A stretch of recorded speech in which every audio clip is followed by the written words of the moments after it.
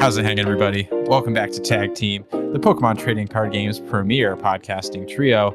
My name is Riley Hulbert, joined as always by my good friends, Mr. JW Kriewall and Mr. Andrew Mahone. Folks, how are we doing today? You said your name first, bro. Oh, it's me first. Oh my gosh, bro. we take a week off. Take a week off. Oh my goodness. All right, restart. We'll just.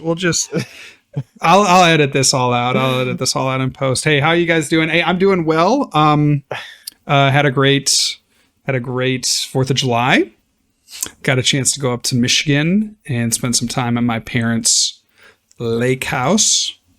And so, yeah, it's just a lot of fun. And, I used to go up every summer when I was growing up and hang out at my grandparents' farm and do all the small town America stuff, riding the tractors and going to the tractor pull and eating the ice cream and, the petting zoo and all that stuff. Yeah. And got to relive all that with my daughters. Very cool. Yeah, a lot of tractor-themed activities. Well, again, small town farming community. No beef. Yeah, as you can imagine. Yeah, if you're a tractor fan, head up to Port Hope, Michigan. That's for sure. Did your school have the bring your tractor to work day? No. That's no. See, I grew up in the big city, about an hour south of But you would 30,000 be a people. Tourist. Yeah. Well, if you go up, you go up the highway like about an hour, and then that's, you're talking about like a town of, I don't know. You're a fake 200 people, fan, dude. No, bro. No, dude. I love me. I will rep Alice Chalmers till the day I die. And if you know what I'm talking about, you're a real one. Yeah, so. I mean, I'm not one of I didn't live in tractor country or anything. Yeah, you have no clue, bro. You have no clue. No clue at all. How about you, Andrew? What you been up to? Well, I've had a busy last couple of weeks and just got home from vacation. I was at the beach with my family. Natalie, my son's first proper vacation. He's 10 months old, so it was really cool, and getting to see him interact with sand for the first time, try ice cream for the first time, a lot of cool fun stuff. As JW knows, traveling with little ones is challenging. It's not ideal. Sure. It's not as easy as traveling with grown up ones. It is notably more difficult than riding childless. However, it was a huge joy, and getting to be on vacation, with him, and then my parents came, and then Natalie's mom and Natalie's mom's boyfriend came, and it was just a nice big, family vacation. So that was wonderful, and really, I mean, today's my first full day back from vacation, so just kind of settling back in. Before vacation a couple weeks ago, went to Collecticon in Cleveland, which was fun. Kind of getting to do the whole thing, and just kind of just go somewhere that was be only a guy. The collecting side. Only the collecting side of the hobby, right? No playing going on whatsoever. Almost all the events that I attend are playing first and then collecting second. But to go to a trading card game event that was collecting first, that was kind of crazy. Getting to just experience that side of the hobby firsthand. So yeah, that was kind of wild too. Yeah, let's circle back to that. Riley, how are you doing? Oh, I'm good. I don't think we got up to too much for the 4th of July, but I had a really hectic week of travel last week for work. Being there was fun, but getting between Madison, Wisconsin and St. John's, Newfoundland and Labrador, Canada is a whole ordeal every time, and there was just a litany of issues that I had to deal with at every step of the process. So I think my work's travel line put me on a do not answer list probably after that, because I had to keep calling them over and over. Otherwise been good. Yeah, plugging away at wedding planning stuff. which is always fun. Looking at catering type things now, which is, I think, a little less stressful of an ordeal compared to wedding venues, but still an important decision. Kind of my take is like the food just needs to be good, but like nobody, I don't know, maybe you guys feel differently, but I feel like nobody's like leaving a wedding and be like, man, I don't remember that meal for the rest of my life. Like that meal. They actually just have to have good dessert. That's like if I can forgive like a very average meal, right? Like ideally it's better than average, but it doesn't have. No, of course. I'm just saying, when you're like, getting food catered, I don't think it's like possible to have like. No, that's not true, because I've definitely had like the slightly overcooked like chicken breast, right? I feel like we've all had that at the wedding, right? It's like home style meal. They make that slightly overcooked chicken breast. The green beans are a little bit on the soggier side. I feel like we've all kind of. Well, that's what I'm saying. Right? You have to pass the threshold of being good. Yes. And then it just has to be good. Right. But like what I'm really saying is you're not going to have the best meal of your life from a catered meal. You're not. Just full stop. You're not. And no one expects that. Exactly. Like, honestly, if I go to a wedding and like the food is like above average, I'm like, oh, that food was great. Yeah, exactly. If it's just like above average, like as far as like because you already go in with the expectation like, oh, this is catered food, right? Like, so you go in like with that level of expectation, and then when it like is slightly better than what you expect catered food to taste like, bro, like, that was fire. Catered food can be amazing. Catered food can be amazing. You're simply not going to have one of your all-timer meals from catered. That's all I'm saying. I'm not saying it won't be good.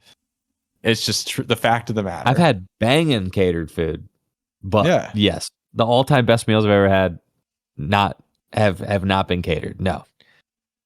It's just the way it is, and that's okay. It's like that's not necessarily even the goal of the industry. They got to pump out. They got to get a lot of food out the door quickly. Like right. It's all good. But we had a call today with one of the caterers who like he's kind of like a local business, and he is like really invested in the weddings that he works with. It sounds like so he was really cool to talk to, and there's a couple others that we're working with right now, so got some tastings and stuff coming up. But yeah, things have been good. Things have been good for sure. Just busy. Sweet. Yep. Busy. Better. I don't know. Busy than bored. Am I right?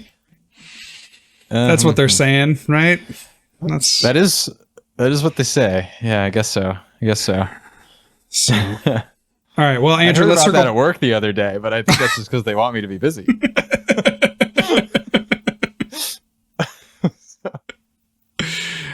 Who's to say? Yeah, dude. All right. Well, Andrew, I want to hear a little bit more about the Collecticon, because I have been watching TikTok, and Collecticon was in New Jersey. And so my feed was all this Collecticon content. I hope for your sake that the Collecticon in Cleveland was not as crazy as what I was seeing, because it was like, oh, doors open at 10. And then at 9:00, there was a line all the way out the door. It just seemed like a nightmare experience. At least the New Jersey stuff that I saw. But what was your experience like?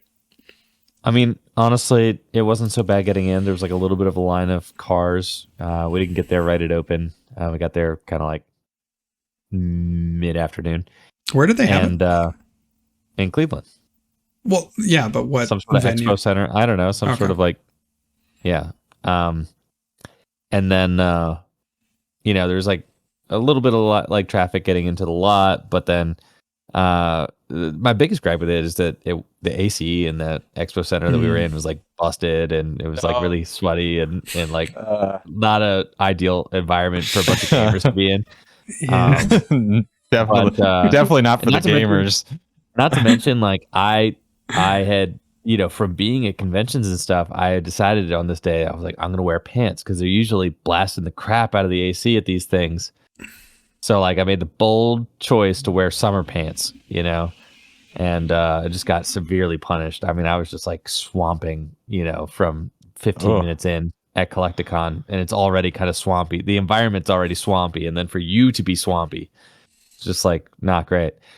But Natalie and I, we had a babysitter for our little buddy, so that was great. And we just went out and cut loose, and we're like, okay, well, we spent like $35 or whatever to like enter, right? Mm-hmm. So like, might as well better make the most. Get your money's worth. Yeah.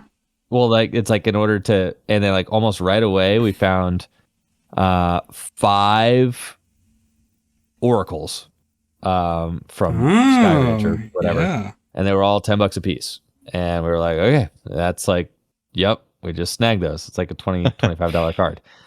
So like that's exciting for us as like retro collectors, who build lots of retro decks. Like that was pretty exciting find for us. So like right off rip, we'd already, like pretty much made good on our entry fees, because those cards don't just like, they're not around very often. Yeah. And then we each had like, kind of things that we were looking for. It's just like a sea of vendors, right? I mean, it's just vendor. It's like, it's just the vendors as far as you could see, right? The whole hall is literally just vendors. And it feels kind of slimy, right? Because like every vendor is like, I'm paying top dollar for your cards, and like everyone's trying to get an up on everybody else. Everybody's trying to get it up on everybody else. Yeah, and then like you go to booths and there's like arrows, like swirl, look at the swirl in the hollow, right? And like everybody's charging like it's like, oh, this is a new cert. This is a new cert 10.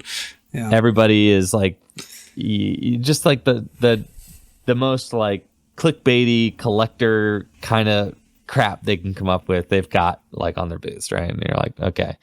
Are you all swirl pilled? Sure. Are you swirl pilled?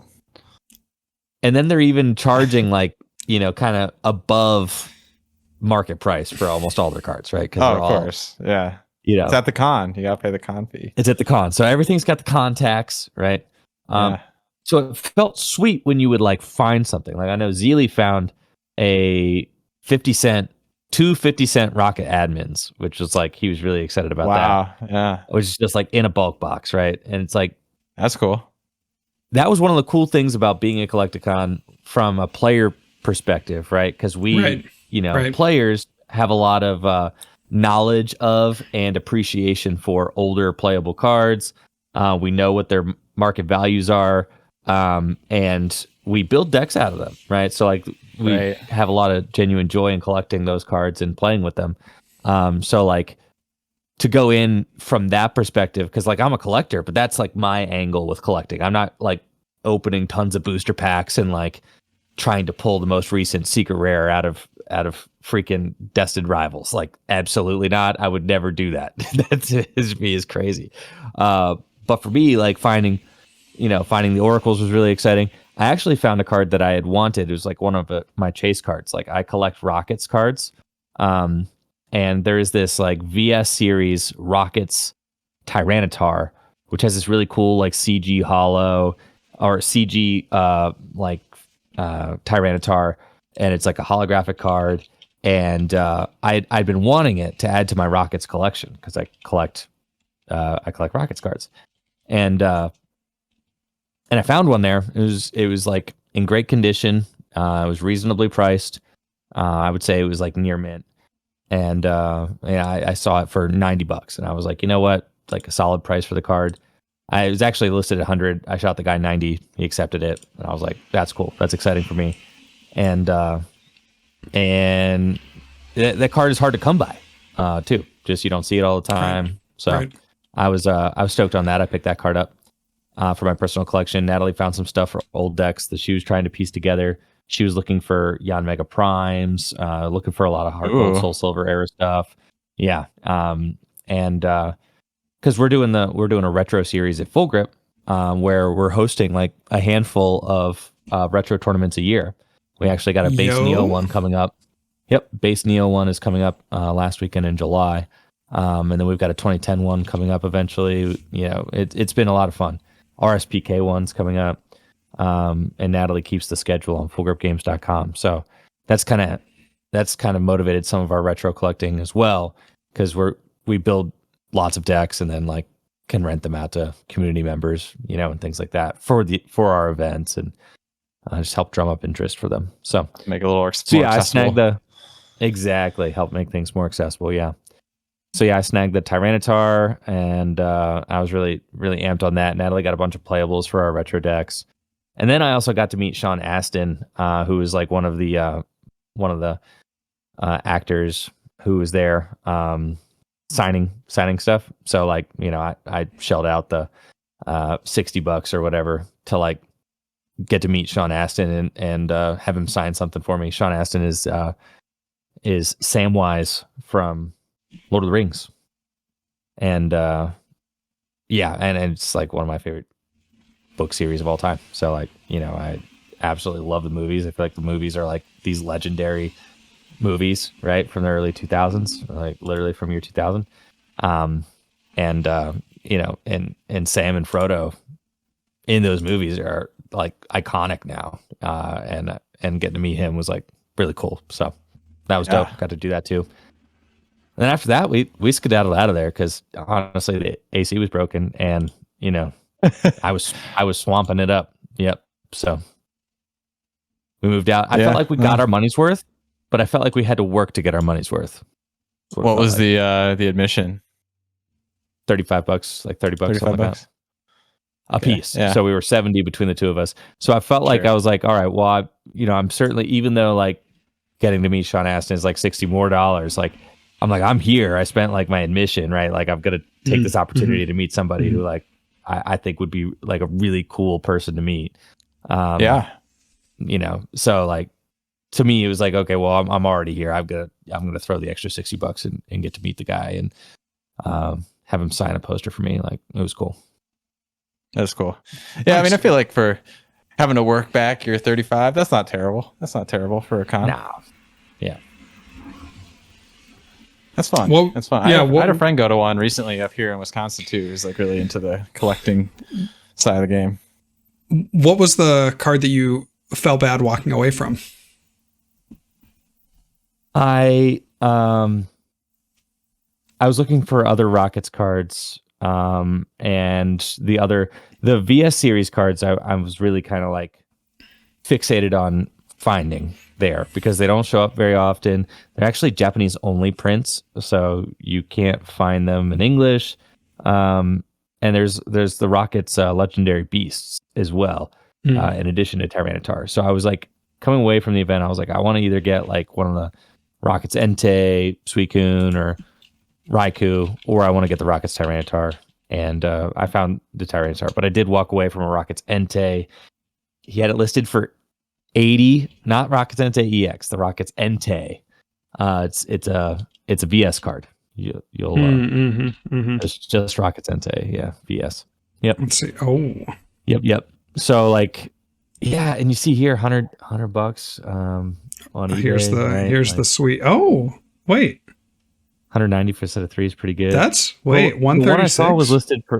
The one I saw was listed for 80, and for the single the Rockets Entei, for the single Entei, and I was like, I think I shot him 60. I like really wanted it for 60. Sure. A ding on that one.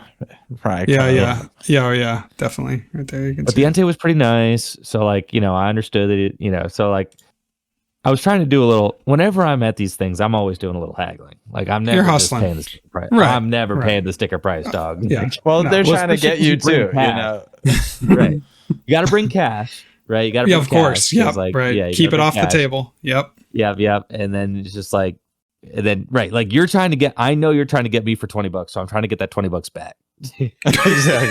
Exactly. Yeah. So yeah, it's always a mini game.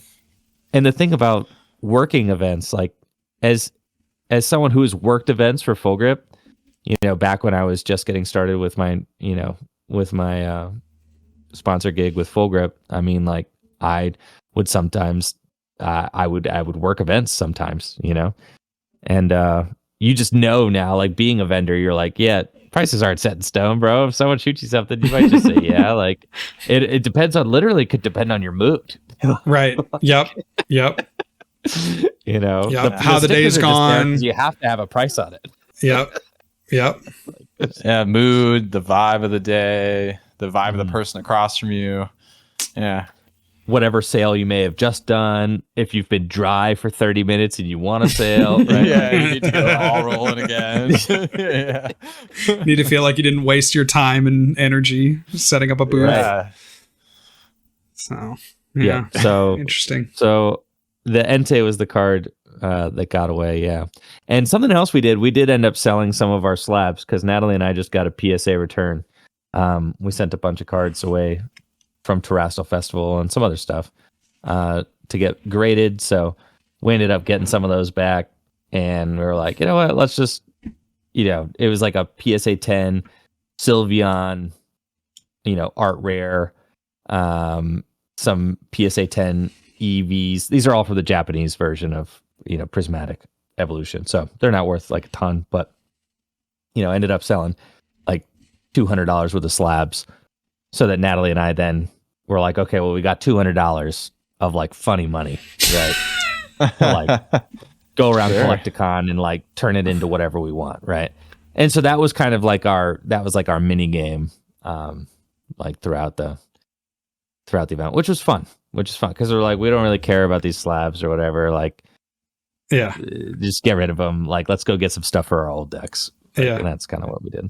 Yeah, that's cool. It's cool. Yeah, I've sold some slabs recently on eBay. I was like doing some.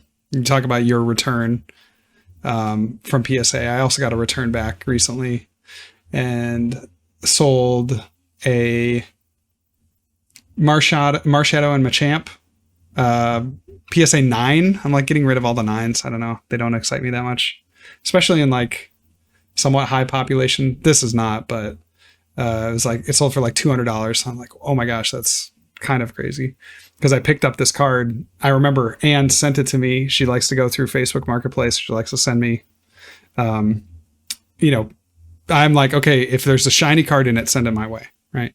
And this is like her hobby, right? To go through Facebook Marketplace. And then she sent this to me, I don't know, during the pandemic. It was like this guy selling literally the single card for, I think, about $15. I might have to go back and check it, but then I sent that in, got it graded, sold it for $200. Like, that blew my mind. And then I sold a Gengar Prime PSA 9 for $760. Yes, you did. Which Gengar's is crazy. One of those pokes, man. I know. It's one of those guys. And I was kind of like feeling it out. I had 3 graded Gengar Prime, 2 9s and 1 10. And it was just like, it just kind of felt right to like get rid of the 1. But you have a 10? Yeah, dude. Dude, we just sold one of our Lucy. We had a Lucy Gengar Prime for like 200. Like, it's like 3 really? 350. Yeah, that was my first deck. And I kept 1 ungraded. I graded the other 3. I think like Sean might have graded, like that might have been a submission with Sean. But yeah, I've had this 10, this Gengar Prime in my collection for that one's probably 6 years or something. Pricey. Yeah. Yeah, I didn't realize I had a Gengar EX from Fire Red Leaf Green, and I had just had it forever, right? Mm-hmm. Like, I don't know, I've just had it for a long time. I remember buying it for $50, right? Yeah. And I sent it away to get graded a while ago, and then I was building a cube, and it got an 8, right? And so I was building a cube, and I decided I wanted the Gengar EX in the cube, so I just cracked it out. To put in my cube, because I'm like, it's a $50 card or whatever, Yeah, like, yeah. Who cares? Well, dude, that card's like $1,000. Like after I cracked it out, like Natalie's like, "You did what?" And I was like, "Yeah, I just cracked out my Gengar because I wanted it in the cube." And she's like, "Bro."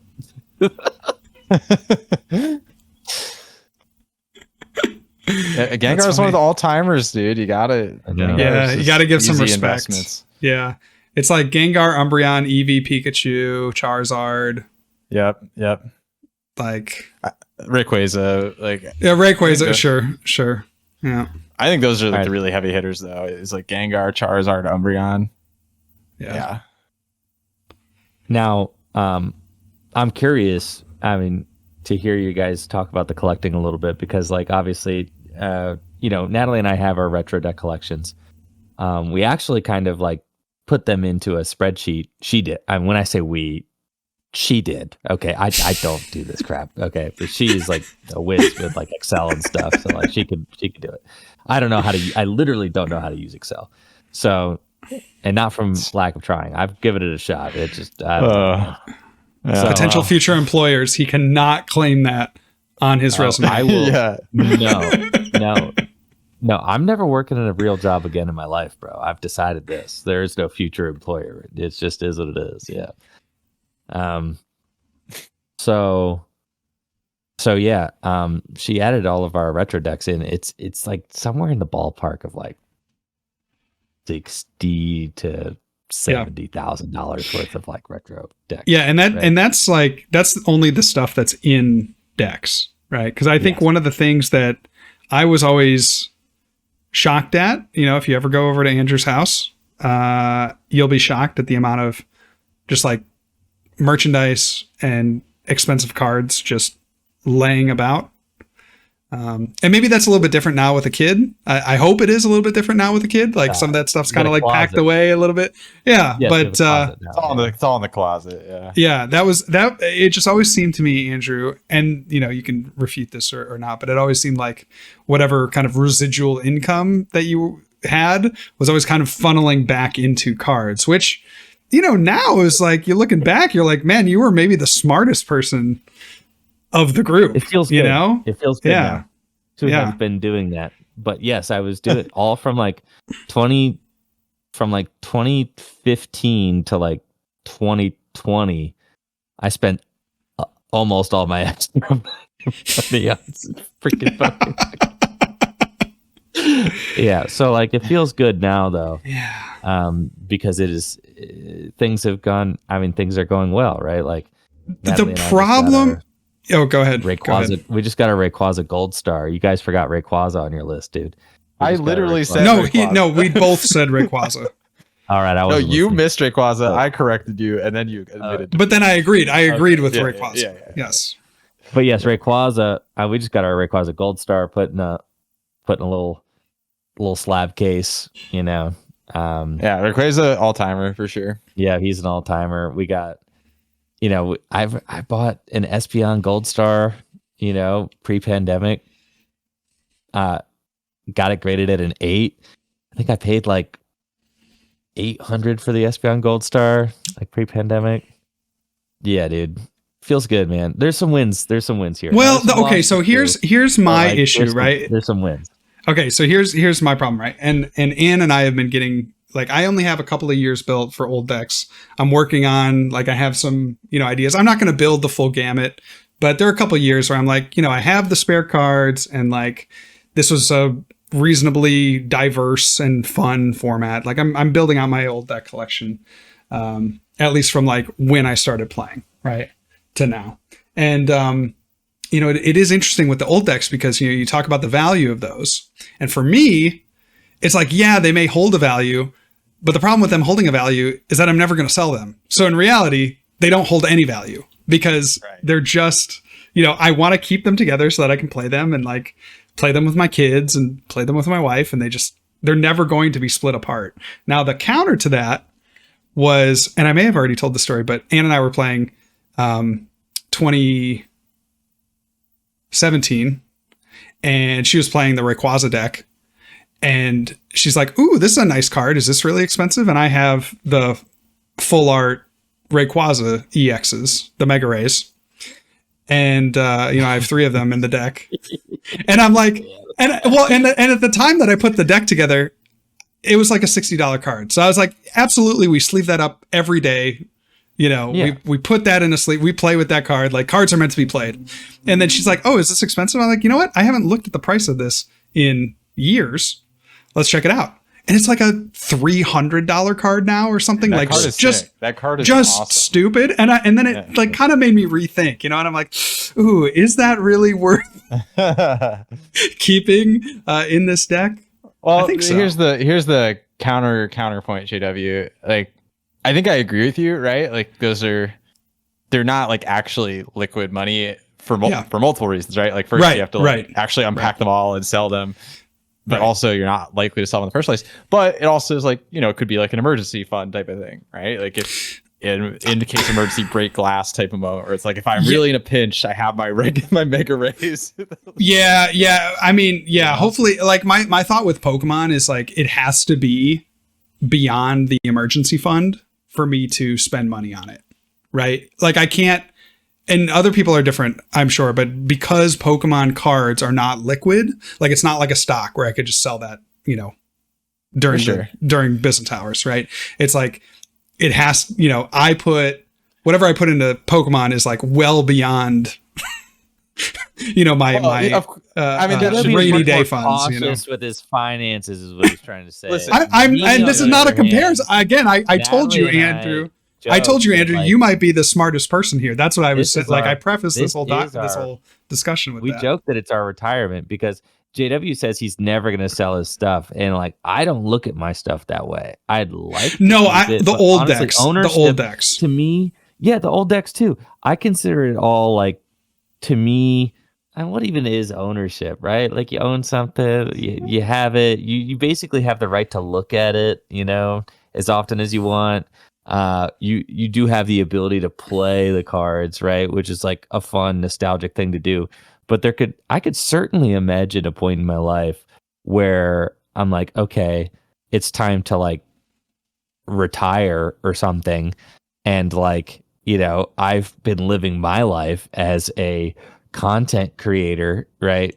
And have loved the life that I've lived. But like at some point, I don't know. My retirement situation is not like totally solid, right? I'm still figuring that out, right? It may come to a point where it's like, over the years, as part of being a content creator and being a figure in the Pokemon TCG community, I've like amassed this large Pokemon collection, and it is time to say goodbye, like so that I could sail off into the sunset somewhere. I can absolutely imagine a day where that is my reality, and I'm at peace with that. That I'm okay with it because I know that the cards they'll live a new life with somebody else, and that's okay. Like I don't need to be buried with them. You know what I mean? Yeah. Like that's how I feel. Like I do not need to get buried with these cards. Like what is the point? I will enjoy them while they're here, but then eventually they may pass hands to the next, and that might give me the means to be able to like, live out my later years with like my loved ones and feel comfortable like that. Yeah, sure, man. Yeah, that's great. That's great. For me, it's like, go ahead, Joey. No. Finish the thought. It's just, I'm probably gonna go into a whole little tangent, but for me, it's like, I don't know. I've never been a huge collector personally. It's just never scratched my itch in a generic sense. Like it's never excited me to have like, oh, this card is generically super valuable. That's cool. I want to look at that or whatever. The only cards I really collect are ones that I feel like some sense of attachment to, And so I don't know. I don't have a ton of cards, but I do have a ton of tag team alt arts, which are just like gravy.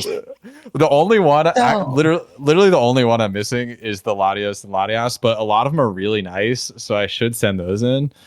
Like I think my Whale Lord is probably a 10. I was looking at it the other day.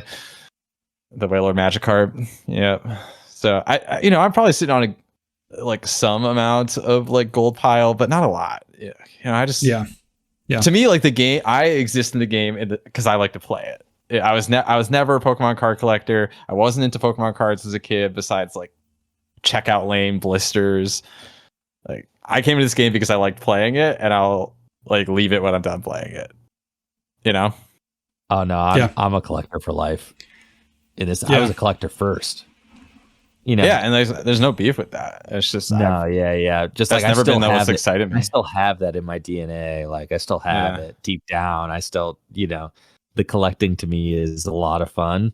The playing to me is like what makes the hobby worth continuing with over the years. But the collecting is just undeniably fun, I think, and I get so much joy out of the artwork that's like on the cards and all that. I've gone off on it before, but I think like if you look at Pokemon from a series, right? Like, what really makes the Pokemon feel alive to you? To me, it was the cards are what made them feel alive. They're little sprites, in the video game early on, and now even you could argue they're 3D sprites now. Man, the sprites have never really inspired. Like that's not wonder. That's like The video games have never been like, oh, that's the dopest thing. Like when you see like a legendary Pokemon in the video game, that's not like, to me, that's not like the moment that makes you be like, oh man, that's like the coolest guy I've ever seen. Except for maybe in like Pokemon Emerald, where like Rayquaza parts the clouds and like comes down and like and there's Groudon it. Those sprites went crazy. But like other than that, like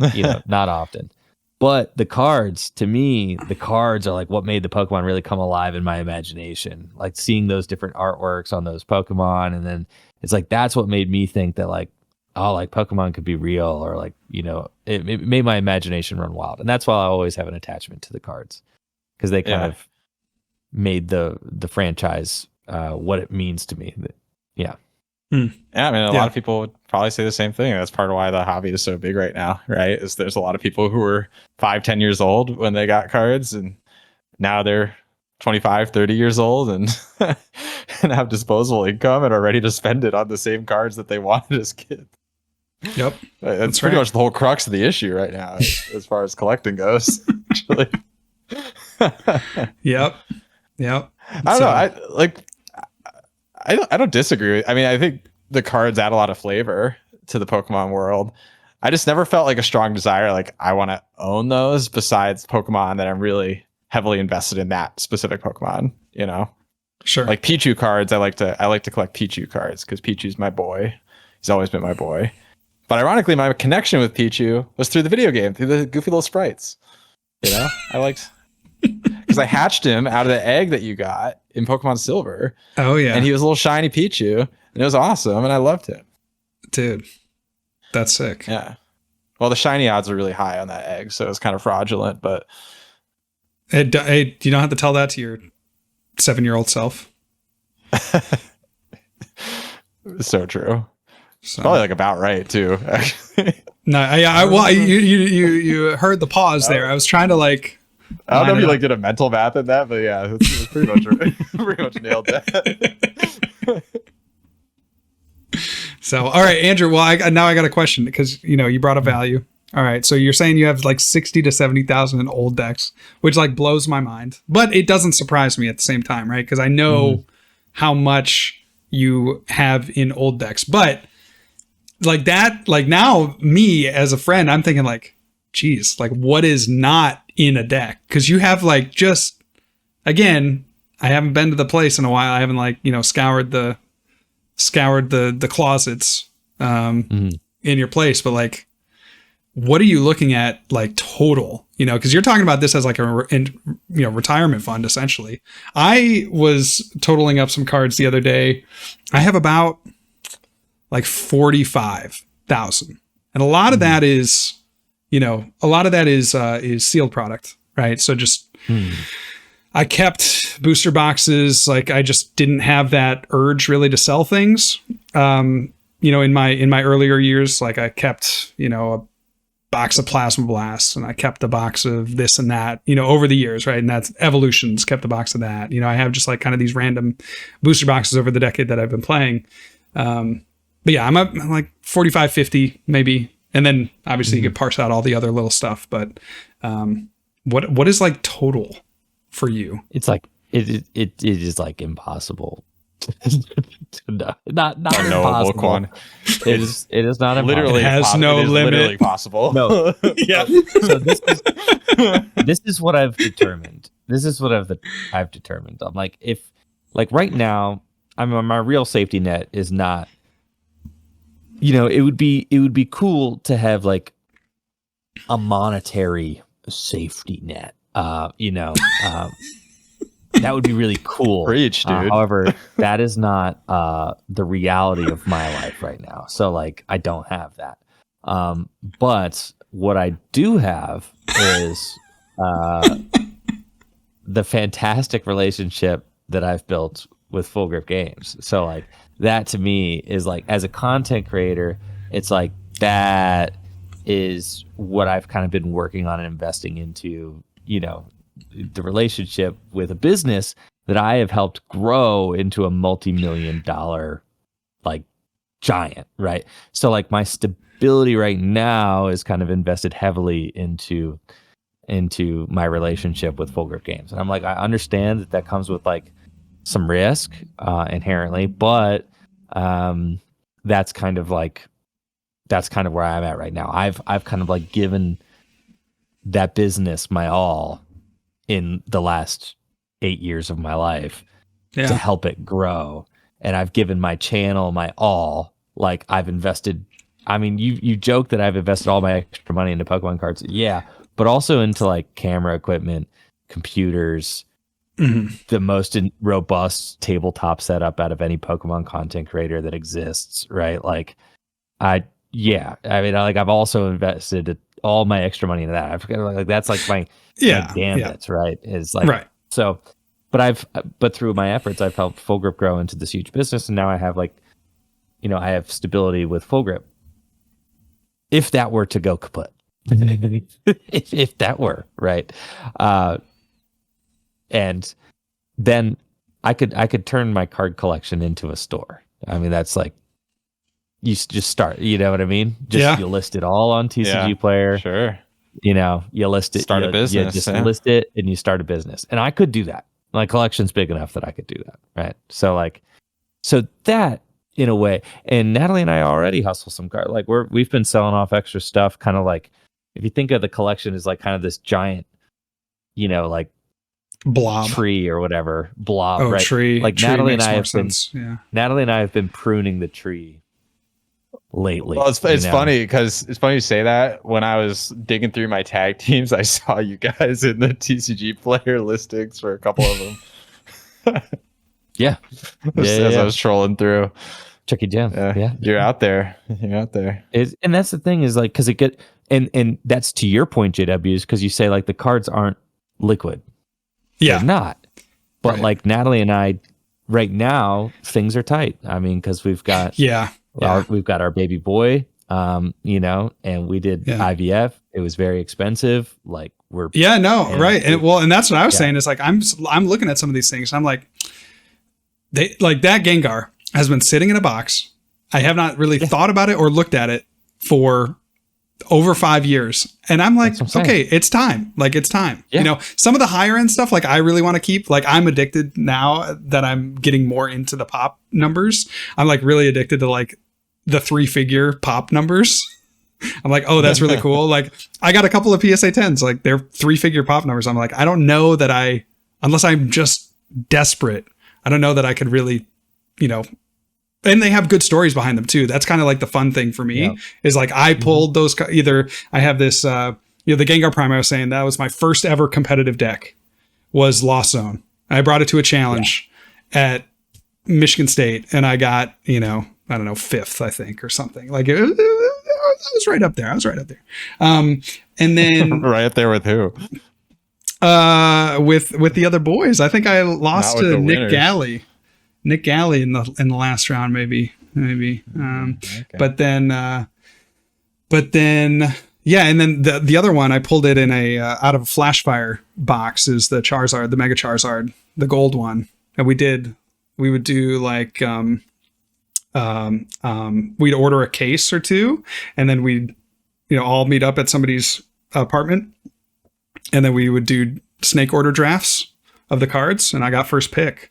And so, that's but I'm like really into like the super low pop numbers right now. Bro, I'm looking up my Zapdos EX from Fire Red Leaf Green PSA 10. There's only 900 of those, dude. Yep. Moltres EX 900. Dude, I have a PSA 10 Pichu Bros that I got at a cup with the store credit I won. There's 94 of them. Yo, that's cool.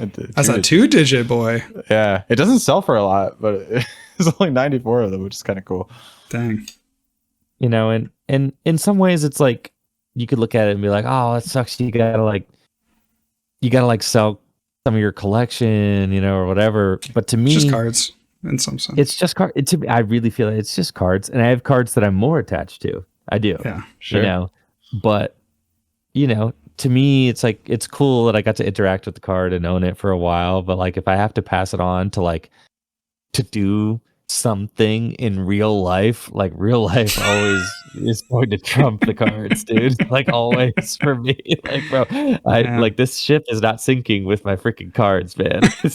The shit gonna sink. Like, I'm not crazy, bro. Like, the cards can go. That's fine.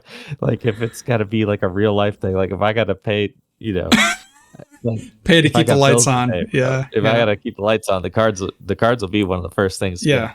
And hey, Andrew, good. just know if you do come to that situation, like, I'm buying at 50%. Okay. So sorry, you cut out. What'd you say? I said, if it does ever come to that, then I'm buying at 50%. Okay. Just if you need it, I'm here for you, buddy. I appreciate the thought. The thought. Yeah, but then to me now, and this is something that's funny. It's like, to me, the selling kind of becomes part of the hobby too, right? Yeah, sure. Selling, sure, and then the buying, because and then you're trying to buy stuff low, and then you're trying to sell it higher, right? When the times are good, like, that becomes kind of part of the collecting hobby too. So like, when your collection becomes more store sized and less, because that's what it's kind of become, is that the Mahone Pokemon collection is starting to feel more store like and less personal, and it's like, in stores sell stuff and they buy stuff and they sell stuff, right? But like, you have to buy, so long as you're always buying lower than you're selling, then you're fine. Can't go broke taking a profit. That's what I'm saying. So the collection now operates that way because we have cards that we've come into years and years ago, and we're letting them go, right, for way higher than we got into them at. And then, like, inevitably we'll get into cards like being a Collecticon and picking up 5 oracles for $10 a piece. Like, yep, we'll buy those, no problem, right? And it's like, and the collection grows. Is there one card that you're just like speculating on right now? I definitely have cards that I'm specking on. I like Umbreon, because obviously Umbreon is having a moment. Okay. And it's gotten too much love the last few sets. It has. I have my big cards, the gold stars. Obviously I've picked up all my gold star. I bought a Suicune gold star off of you, Mr. Kriewall, for $90, $80, $90. Yeah, $80. Yep. Which I got at a yard sale for like $10. So. Right. So like, you got over on me, or not got over, but like, you made a profit. I know. I did. Yeah. And then now I have that card signed by the artist, right? And in my binder. And it's like, and that thing is probably, worth a lot more now. Yep. You're welcome. So to me, the gold stars were something that I was specking on kind of like pre-pandemic. I did scoop up kind of as many of those as I could, which wasn't a lot, but like, because I didn't have that much money, but I was buying gold stars. But I think I had this epiphany. I really think that I think the 25th anniversary stuff, is good. Is real. Good. I started thinking about. I started at Collecticon. I started thinking about Pokemon as a franchise, and like, think of it when it hits the 100-year mark, right? You will not be able to buy an Umbreon Gold Star, like nobody will, like an original one, right? Yeah. The only thing that's going to exist are going to be the 25th anniversary ones. So like, and the 30 and the 35 and the 40 and the 50. They're probably not going to do Umbreon Gold Star again for the 30th or the, you know what I mean? So for me, I have both the Japanese and the English 25th anniversary Umbreon Gold Star and PSA 10. And I really believe in those cards. I think those cards have potential 25 years down the road. I think that getting those, because people like the gold stars. Even if you look at the Greninja Gold Star from Celebrations, that card's like $20. Yep. And that card for no like reason. Every ETB. Yep. Yes. Yeah. It's not so those are the card. cards that I'm kind of specking on right now. I think the 25th anniversary stuff, I think that stuff is like gold, actually.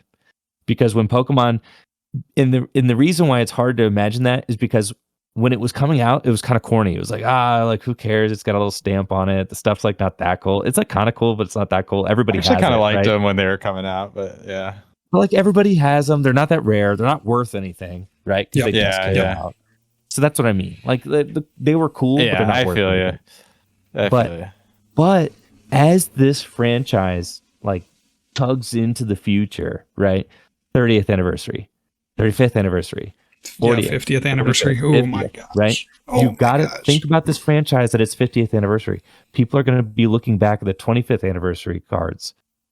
And those are going to be, I think, worth a lot. So that's my next. That's my spec. I think the 25th anniversary cards for sure. It's a long game. Yeah, it is. But I'm talking about retiring on this crap, bro. So, so you better be right. You better be right. That or I'm going to work till I die, baby. It's really pretty much just those two options. Well, we got onto this whole discussion. I want to just show this ridiculous collection that Riley and I were talking about just before the cast. 55 Korokoro Mew, 55 Dragonite Game Boy, 55 Reds Pikachu, 55 McDonald's Hollow. No, but it's like just an absurd like that skit though. It does. Yeah, you're looking at 90 Korokoro Mew. By the way, if you're not, if you're an audio only listener, we do upload this podcast to YouTube, so you can go over there and check out what we're talking about. But 90 Korokoro Mew PSA 10, 100 Reds Pikachu 20th anniversary. That's kind of going along with what you're talking about, Andrew. PSA 10, has some of these other more exclusive Japanese promos. Figuring that this is from a poster, Sam Rowe, figuring that the market value of the collection is somewhere 250 to 300,000 USD. I mean, some of this stuff like just ridiculous. Like this wall of Mew. This is my chase card right now. I've been like looking at these for a while. I'd love to get this in a 10, but yeah, man, those Pikachus, Dragonites are sick, man. Yeah, anyway, this was kind of the genesis of the discussion. But yeah, some of these I'm really enjoying some of the Japanese exclusive older cards, right? Like the Game Boy promos and the Korokoro Mew, and like the VS stuff is cool as well. But there's a lot of like this Karen's Umbreon, that's so sick. A lot of the Japanese only arts that I like, these weird Squirtle. Those guys, the Squirtle, yeah, those are so crazy, dude. They're crazy, bro. He freaks me out. I know they are, but they freak me out.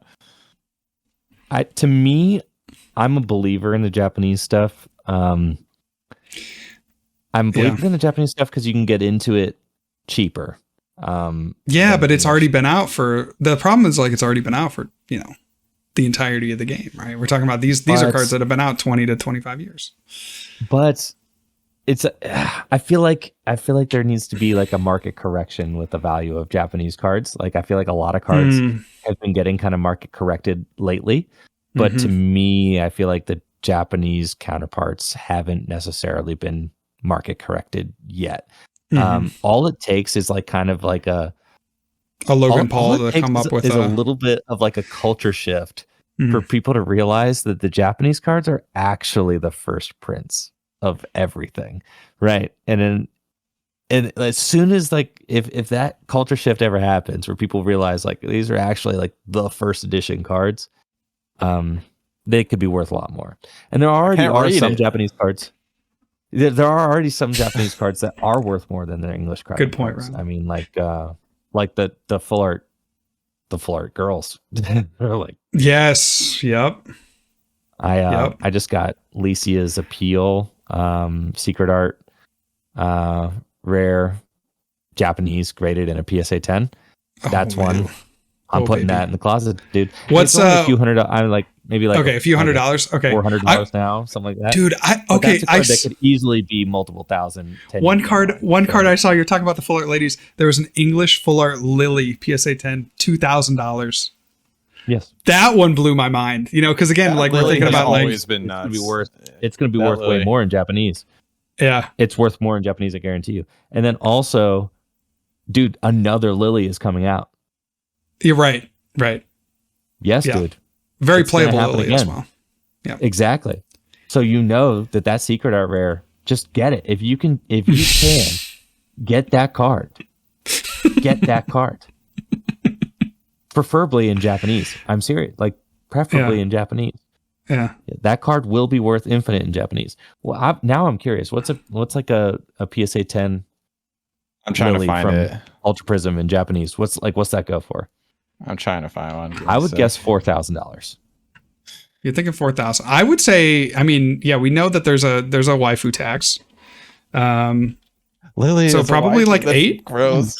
Lily, bro. Well, I don't know the lore. I don't know the lore. She's like 11, dude. A schoolgirl. I don't know the lore. What is that? Sun and Moon PSA 10? Dude, I can. Oh my gosh, I need to hold on. Let me go to sold listings. Let's see. I keep finding the Chinese ones. No, yeah, you need. Do you know what the set number is of it? That's in what Japanese? you need. You need the set number, dude. Yeah. Do you know the Japanese set number? Yeah, give me a second. Okay, well, you just go to Bulbapedia. Bulbapedia tell you everything. That's so true.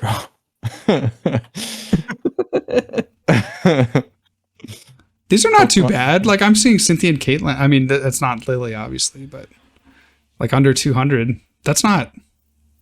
This is the Chinese Prism Lily, dude. So it's 119. Okay,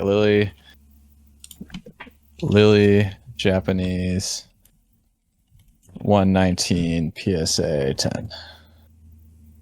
Oh yeah, this was like the listing I think that I saw. 1850 English. Dude, I cannot find any sold listings of a Japanese 10. Well, it's priceless then. Let me check PSA.com, bro. Japanese Lily 119. Wow, this is the raw card for 700. Oh my goodness.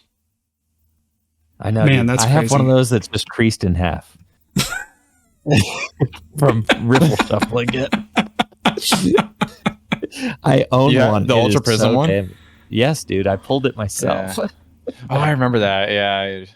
I had the hat one, which just never popped off. No, yeah. I mean, just thinking back, I'm like, man, I was so stupid for, like, I think we're all just regretting the tag teams. You know, the tag teams were, I did not see that. That was the big I point. regret opening the team up boxes. That's what I really regret. Yeah. Because I opened easily a dozen boxes. No way, dude. From winnings and stuff? That's crazy. Yes, from winnings. Oh my gosh. Here.